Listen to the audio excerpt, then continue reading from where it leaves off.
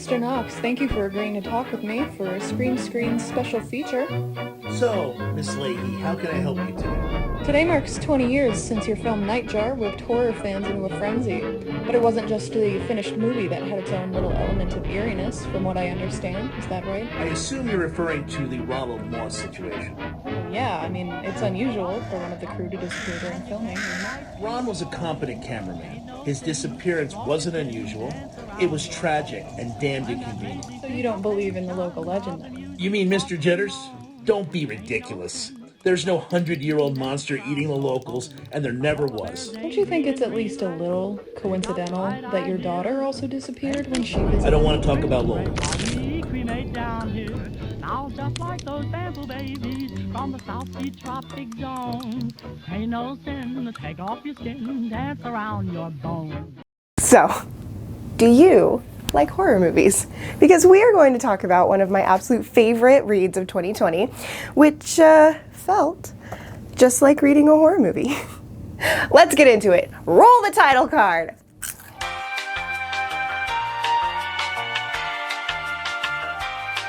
Okay, so Harrow Lake.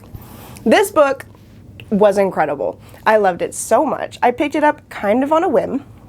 It was around the summer of last year. I think I ended up picking it up about a month after it came out, and I knew as soon as I started reading it that it was at least going to be interesting. By the time I was a third of the way through, I knew I was gone. It was awesome. It was great. It definitely made me think, and on top of that, it has continued to make me think, which is not something every book can say, or I can say about every book. So, the trailer that you saw at the beginning of the video was my attempt at kind of giving a little summarized version of events and a vibe to what you would be getting into if you were to pick up this book. It is about the daughter of a horror film director. He gets brutally attacked in their New York apartment. She comes home to discover him essentially bleeding out. It's not a fun time for her, for sure. And in light of that, she is sent to live with her grandmother in Harrow Lake. This is the filming location of his most iconic horror movie, and when she goes there, it's like entering a time capsule. The movie was set in the 20s, and as soon as she gets there, people start mistaking her for her mom, who was the scream queen of her father's horror film. It's actually how they met. Her mom kind of, abandoned the family. It's a really touchy subject for her and for her father. So of course that opens up some old wounds when she goes there, and after that it is just vibe after vibe after vibe. I would not recommend picking up this book if you don't like body horror, especially body horror involving teeth. There were so many teeth in this book. Oh my god. But for me, it was like catnip to my little horror movie loving soul. So obviously, this is going to be a very positive review because it has a lot of the elements that I really love and enjoy about horror movies. So one reason in particular I really loved this book is because I talked a little bit in my last video about how I think that horror needs to mean something. This book meant something to me. It dealt with a lot of heavy subjects, and a lot of times I think horror is a really good conduit for that. And one thing that I really love about horror in particular could be really summarized in a quote by Guillermo del Toro that I wish I could have tattooed on my soul. So he's talking about horror movie monsters in this quote, and he says, "I have been saved and absolved by them. Monsters, I believe, are patron saints of our blissful imperfection, and they allow and embody the possibility of failing." What else is there to say? Thank you, Mr. Del Toro, for everything, honestly. Again, in my last video, I talked about Pan's Labyrinth, I talked about Crimson Peak. He also did Pacific Rim, which, do not get me started. Elbow rocket! Elbow rocket engaged. Pretty much everything I've ever seen by this man, I've absolutely enjoyed. And so I felt like that was a great way to start this video because I do feel like it could be applied to this book. So to kind of get us started, my review is going to be great because I had an absolutely excellent time reading this book. But I recognize that not everybody's experiences are universal, and one thing that I personally do before I pick up a book is I like to see both sides of the coin. I like to see what people loved about the book, and I like to see what people did not love about the book, because sometimes something that someone really hated about a book is something I can overlook and I might still enjoy it. And some things that might be loved and absolutely just put on a pedestal about a book, I don't really care about. So here are some reviews to start us off. On Amazon, it received 4 out of 5 stars. On Goodreads, it received about 3.6 stars out of 5 stars. And a couple of the reviews that I would like to talk about, I'm going to go ahead and put up on the screen. I'm not going to say the names of the people that reviewed because I wasn't able to contact them and get permission to use their reviews in this video. If you recognize this review as yours, and you would like it either taken off of this video or you would like me to credit you, just let me know. Obviously DMs on Instagram are open, or you can comment directly on the video. I definitely don't want to step on anyone's toes, especially because even the negative reviews, even though I love this book so much, I completely respect and I'm so grateful that they were available to read, because negative reviews of books that you love are just as valid. Putting that out there. I want that on a sticker. Anyway, on Amazon, one user said, "This book is phenomenal. My favorite horror is horror that means something. Horror that explores pain, grief, or trauma. Harrow Lake absolutely delivers on meaningful horror and its insidious slow creep." So that obviously very similar to my own review. I feel like this person and I would be friends. If this is your review, my DMs are open. Let's talk about horror. Another review from Amazon. Okay, this one weird and disturbing tale of a 17-year-old girl with a strange family setup, told entirely from Lola's POV. It's not always clear what the hell is going on in this creepy town.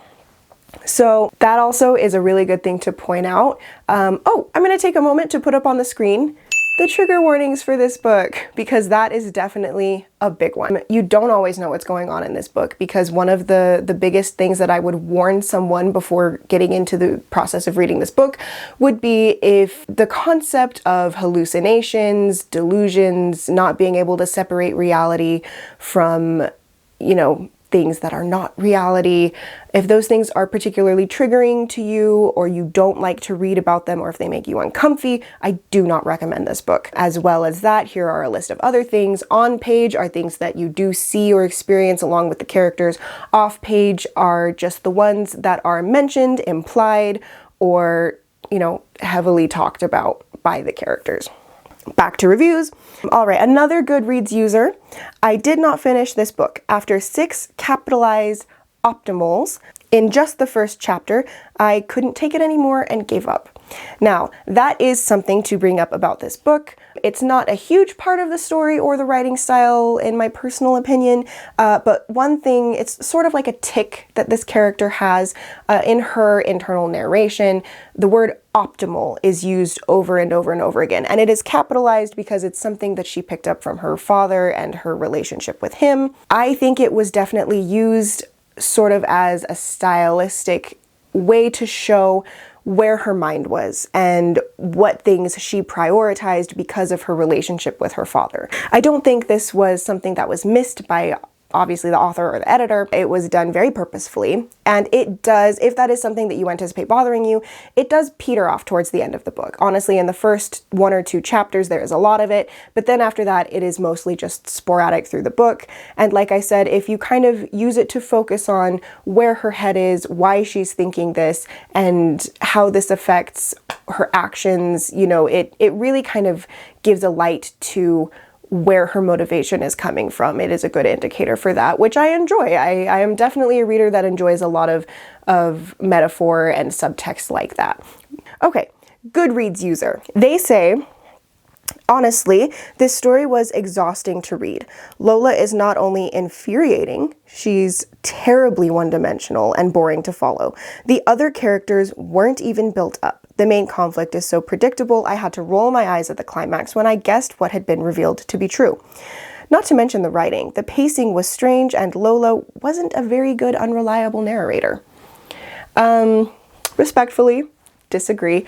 I did really like Lola's character. I felt like it was developed personally. That might just be because I tend to look a lot at a character's background and their growth from the beginning to the end of the book, mainly based on how they act, what they've went through, things like that. I did really like her character. I really liked the other characters, and the flow of the plot was really well done, honestly, in my opinion. However, like I said before, I recognize that what I like isn't always going to be what everyone else likes, so I do also really appreciate this review.